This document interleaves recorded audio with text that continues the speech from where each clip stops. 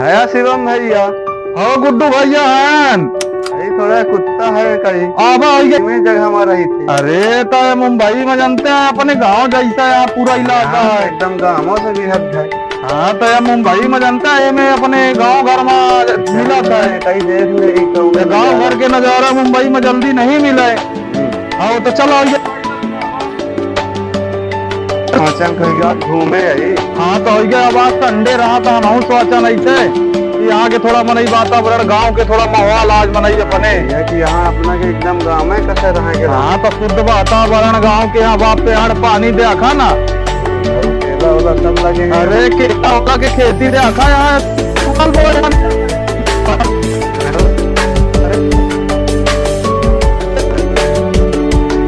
नहीं दिया करते तो हम जाने लागे।